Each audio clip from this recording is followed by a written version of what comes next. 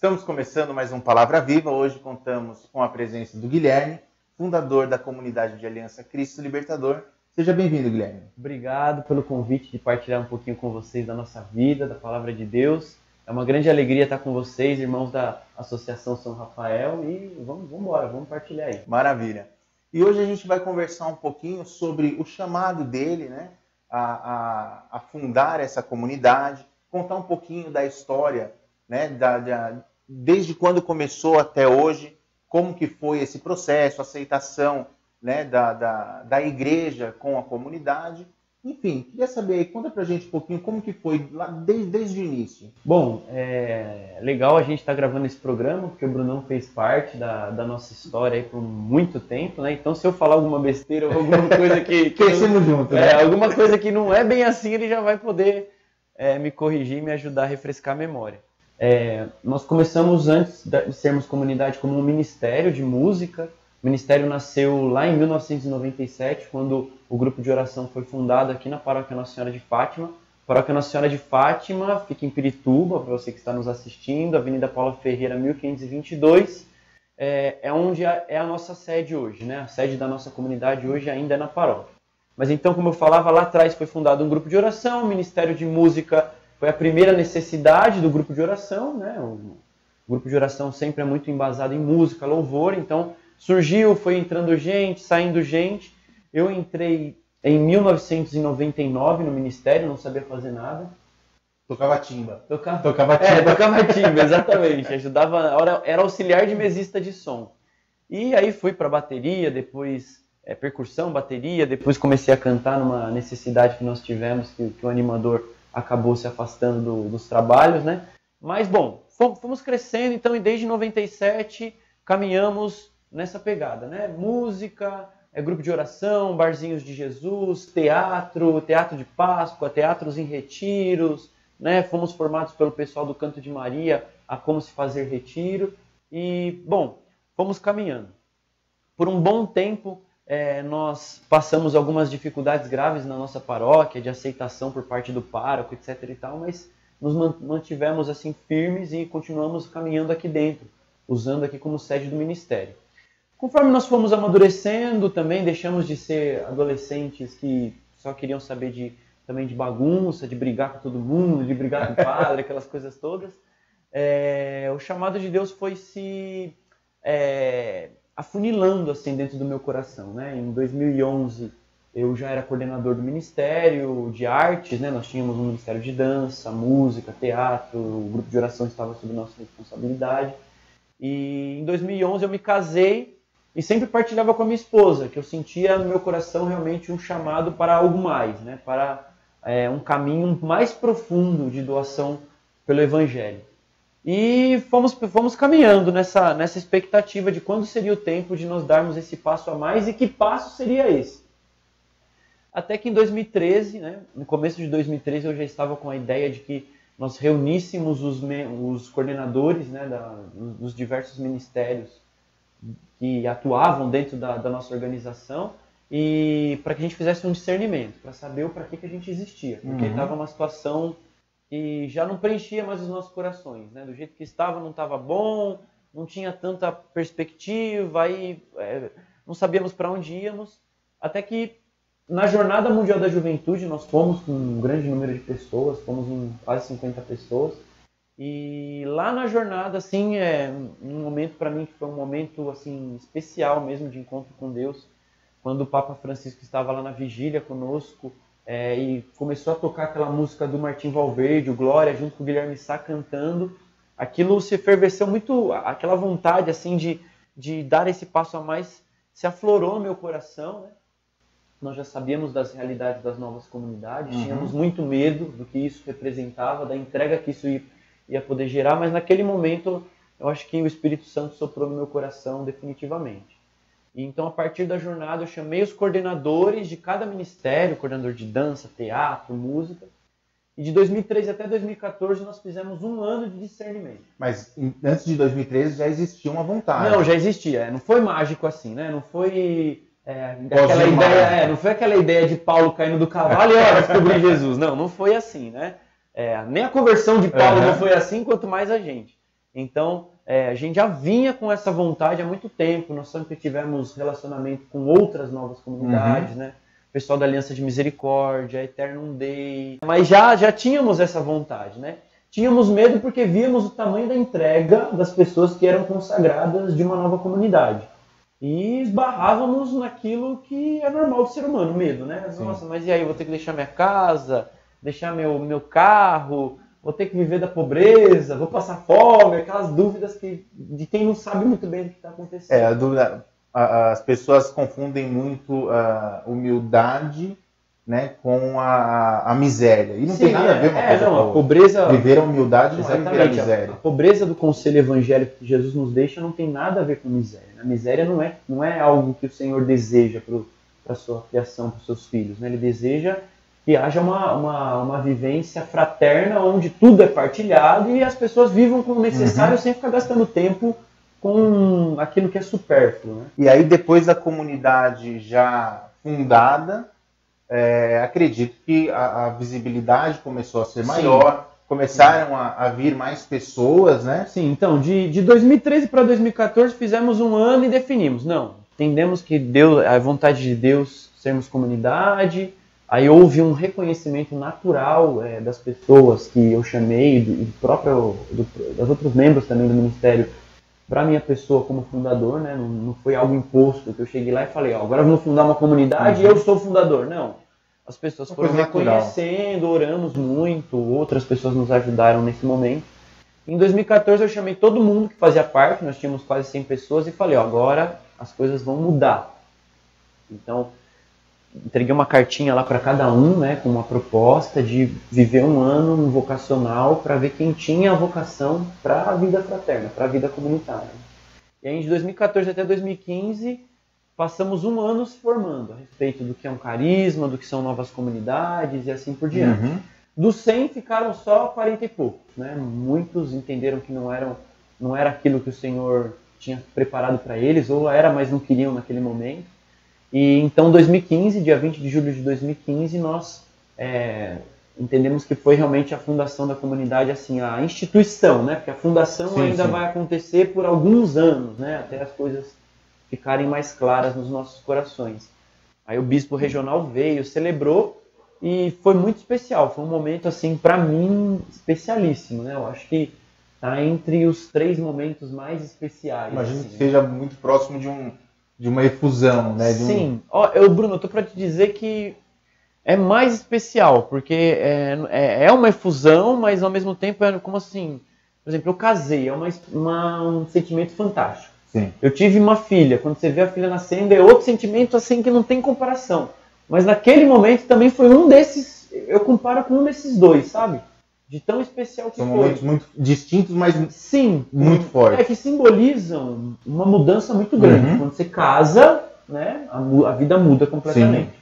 Quando tem filho, aí que muda de vez, entendeu? Aí bagunça tudo. E aí quando você funda uma comunidade, você ganha mais uma rica. Exatamente. Aí quando você funda a comunidade, é outra coisa. E aquela missa foi a missa onde eu e a Letícia, que é a nossa cofundadora, nos consagramos definitivamente, né? Então, dentro da nossa comunidade, eu e ela não temos mais escolha. Definimos que o resto da nossa vida seremos Cristo Libertador. Sim. E nascemos para isso e acabou.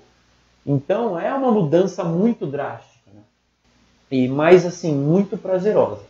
Começa a atrair gente de tudo quanto é lugar, como você mesmo falou, né? Então, não só as pessoas da paróquia que já olhavam para nós e viam algo diferente, se sentiam assim atraídas por aquilo que elas não sabiam identificar o que a gente sabe hoje que é o carisma da comunidade que atrai, né?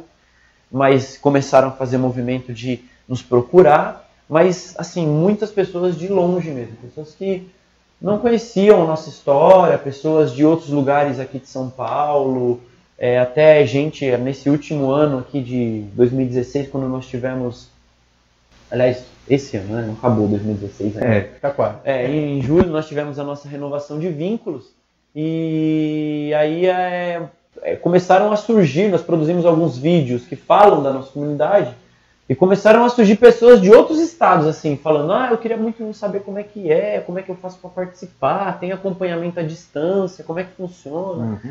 Tanto que um rapaz do Espírito Santo está aqui em São Paulo fazendo vocacional conosco, porque ele entende que Deus quer alguma coisa com ele dentro da nossa comunidade. Nosso carisma tem algo na vida dele. Daqui a pouco a comunidade está aumentando. Né? Tem outras pessoas que nos procuraram do Paraná, de Fortaleza, etc. e tal, mas nós estamos aí ainda discernindo como é que seria um processo, por exemplo, de discernimento para alguém que está muito longe, entendeu? Então, a gente ainda não tem todo esse feeling, todo esse tato para entender como a gente vai conduzir a vida de uma pessoa e fazer com que ela tenha um bom discernimento tão longe. Sim.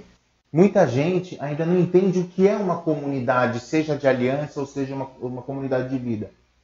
Explica pra gente um pouquinho, qual que é a diferença entre uma paróquia e uma comunidade? Sim. Bom, eu vou explicar de uma maneira bem prática, porque tem toda uma mística envolvida nisso, a respeito do carisma, eu vou falar o que é também, mas para que as pessoas entendam logo de cara, né?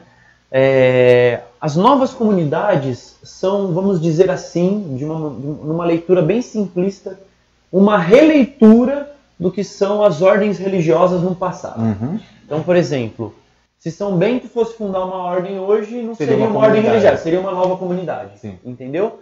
E a diferença assim gritante que existe em uma e na outra é que, na verdade, as novas comunidades, em sua maioria, são fundadas por leigos ou celibatários, mas que não têm a vocação para o sacerdócio, ou leigos casados, e algumas são fundadas por padre, mas a maioria dos membros são leigos.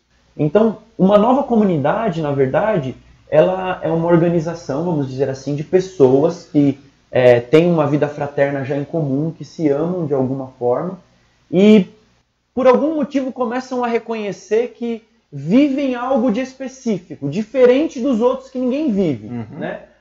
Vivem um novo evangelho? Não, vivem o evangelho de uma maneira muito particular. Então, o carisma de uma nova comunidade é como se viver um evangelho de uma maneira diferente das demais, né? E o carisma surge sempre de uma necessidade existente na sociedade. Isso, exatamente. Por exemplo, a gente pega aí, vou pegar uma comunidade que é muito irmã nossa, que não é tão conhecida, a comunidade do Causa Glória.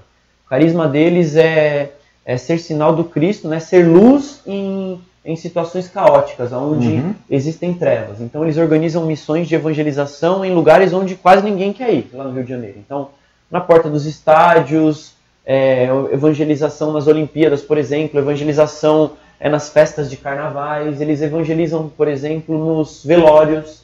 Tem missão que vai visitando os velórios lá dentro dos cemitérios lá do Rio de Janeiro. Então, existe uma demanda de evangelização, por exemplo, nos ambientes caóticos, onde ninguém quer ir. Então Deus escolhe um povo, levanta ele e fala... Existe a necessidade, fala, você vai. Exatamente.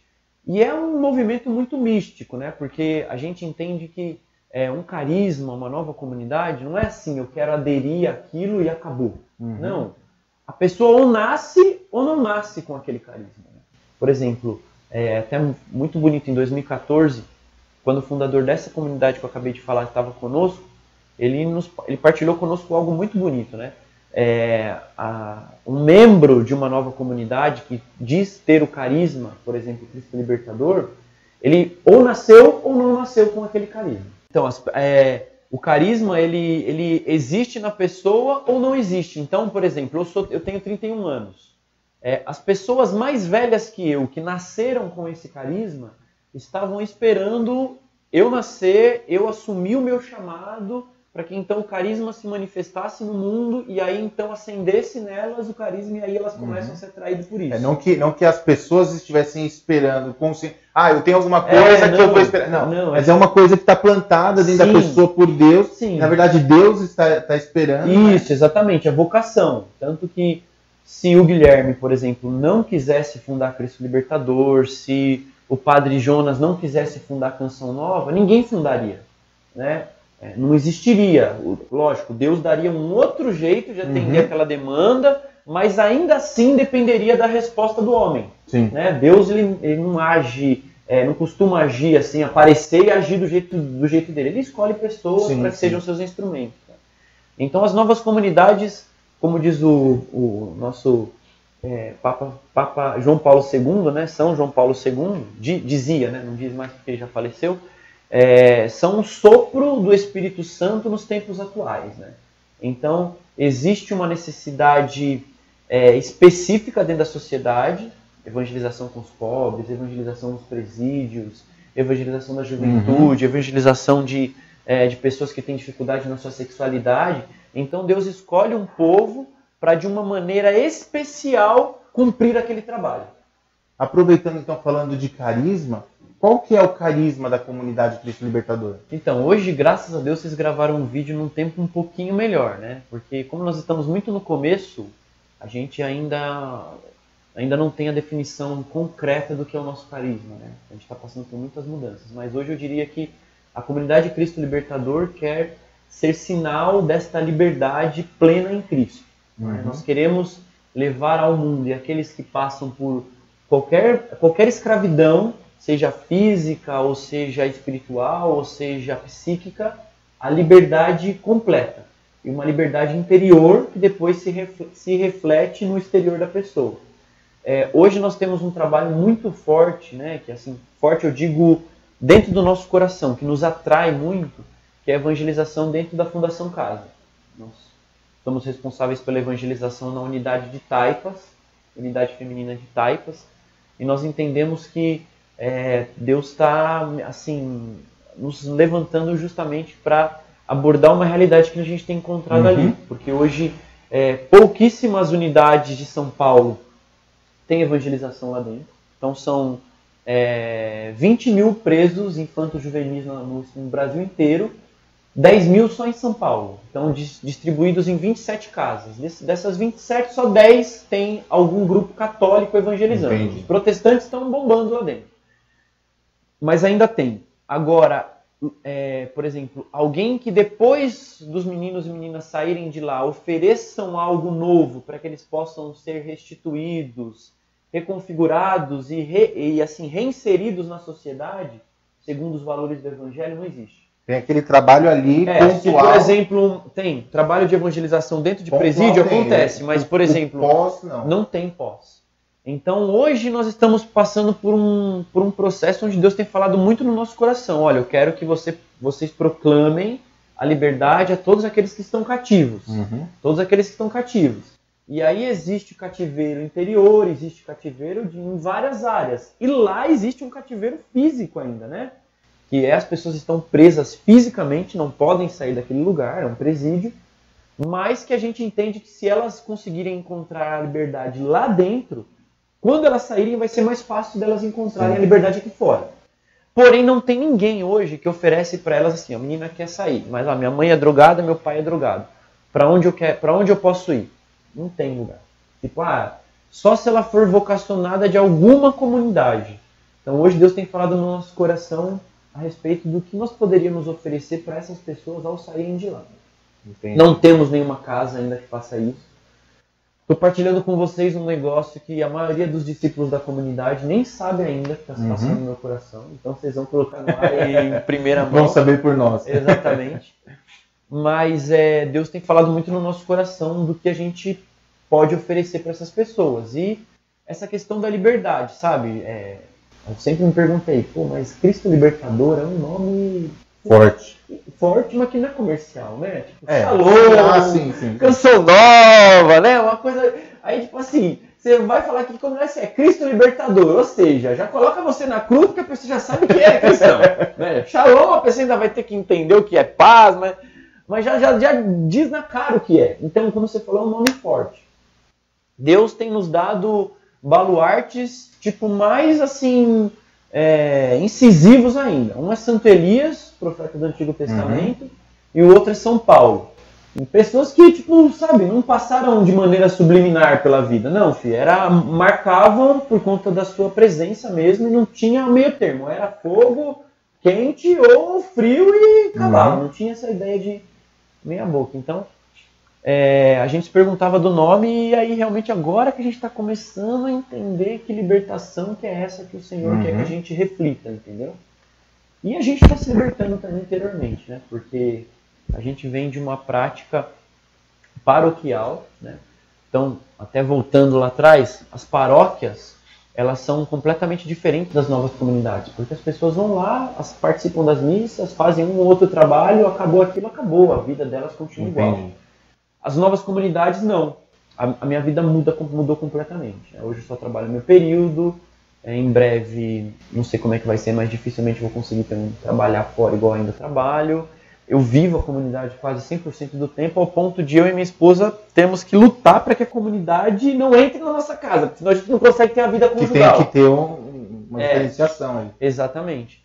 Mas a ideia é que os valores cristãos e o carisma, né, o Cristo que nos liberta, a libertação do Cristo possa permear tudo na nossa vida. Uhum. Então, como nós vamos educar os nossos filhos? Segundo o carisma. Como nós vamos comprar um carro? Segundo o carisma. Como nós vamos planejar viagens? Como vai viver? Como vai viver? Segundo o carisma. E como que o carisma vive? Estamos descobrindo e entendendo agora. Então é muita coisa nova. Isso tem chão, isso demora, né? Demora, com certeza. E como já é de nosso costume, convidamos então o Guilherme agora a partilhar um pouquinho da palavra com a gente. Então a palavra é com você, Guilherme. Então eu vou partilhar com vocês aqui a primeira carta de São Paulo aos Coríntios, capítulo 9. Vou partilhar 2 versículos apenas, que para a nossa comunidade é muito importante porque para nós é o nosso lema missionário, né? Essa passagem diz para nós, segundo o nosso baluarte, como nós devemos ser na evangelização e no dia a dia. Então está escrito assim na palavra de Deus: para os fracos fiz-me fraco, a fim de ganhar os fracos. Tornei-me tudo para todos, a fim de salvar alguns a todo custo. E isso tudo eu faço por causa do Evangelho, para dele me tornar participante. Então, nesse versículo, o apóstolo está dizendo que, de fato, a sua paixão pelo Evangelho permeia todas as áreas da vida dele. Ele precisa se tornar tudo para todos, ou seja, ele precisa se moldar às necessidades do próximo para então comunicar para o próximo com eloquência, com objetividade, com clareza, os valores do Evangelho de nosso Senhor Jesus Cristo. E eu gosto muito dessa parte, tornei-me fraco para os fracos, porque o Cristo veio para os fracos, né? Ele veio para os pobres, para aqueles marginalizados, para aqueles que não têm esperança. E nós procuramos buscar, eu tenho procurado buscar e procurar ensinar para os filhos da comunidade isso. Nós precisamos ser híbridos. Híbridos em que sentido? Se nós vamos evangelizar o pobre, nós precisamos nos fazer um com eles. Os drogados, um com eles. Os presidiários, um com eles. E ter essa ação realmente de estar com o outro sem olhar para ele no que ele pode oferecer, porque muitas vezes ele não pode oferecer nada. Nós é que devemos aprender com eles e ensiná-los como viver o Evangelho, desde que a gente viva. Então essa ação evangelizadora acaba sendo até mais eficaz nas nossas vidas, né? Quando a gente vai, por exemplo, num presídio, como eu falei para vocês, evangelizar, aquelas meninas não sabem o bem que elas nos fazem. Porque quando a gente diz para elas que elas precisam ser livres, nós nos perguntamos, será que nós somos livres? Será que eu não estou sendo escravo, por exemplo, do capitalismo, do consumismo? Será que eu preciso pautar minha vida pelos valores financeiros? Será que eu tenho que educar os meus filhos tendo tudo o que eles querem e não conquistando as coisas segundo os valores de Cristo? Então, como São Paulo, nós queremos que os valores cristãos e a evangelização seja eficaz nas nossas vidas, para que aí assim, através das nossas vidas, a gente possa evangelizar o outro. Óbvio, a gente é ser humano, a linguagem para nós é muito importante, a escrita, a palavra, mas nós queremos fazer o mesmo movimento que Cristo. Primeiro viver. E se precisar, a gente vai usar as palavras, entendeu? A mesma coisa que São Francisco pregou. Vamos evangelizar com as nossas vidas. E se preciso for, a gente vai usar as palavras, né? Então essa passagem de São Paulo aqui que eu partilhei com vocês, ela fala muito nos nossos corações. Espero que fale no coração de vocês, no coração Amém. Do Brunão, no coração da esposa dele que está aqui nos assistindo. E que você possa realmente, ao evangelizar, ser impactado pelo evangelho que você prega. Que você não fale apenas palavras que não têm sentido na sua vida, mas sim palavras que você vive e vive porque acredita que elas realmente são a única motivação para que a nossa vida seja livre. Amém. Queria aproveitar agora também e deixar um espaço para você passa aí os contatos da comunidade. Se a gente fosse falar todos os trabalhos que a comunidade Cristo Libertador tem, nós passaríamos aí mais meia hora de vídeo.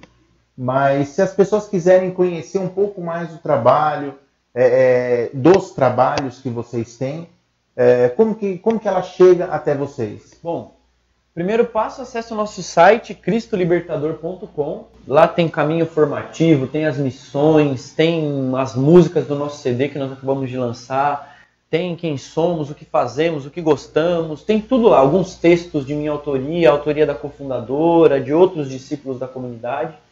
Tem o nosso canal no Facebook, CACL Cristo Libertador, né? Então, esses dois canais são centrais para você entrar em contato conosco. Uhum. Então, cristolibertador.com e CACL Cristo Libertador. No Facebook. No Facebook. Isso. Maravilha. Guilherme, muito obrigado pela sua presença, agradeço a sua disponibilidade e você já sabe, se gostou do nosso vídeo, dá um curtir e não se esqueça de se inscrever no nosso canal. Até a próxima.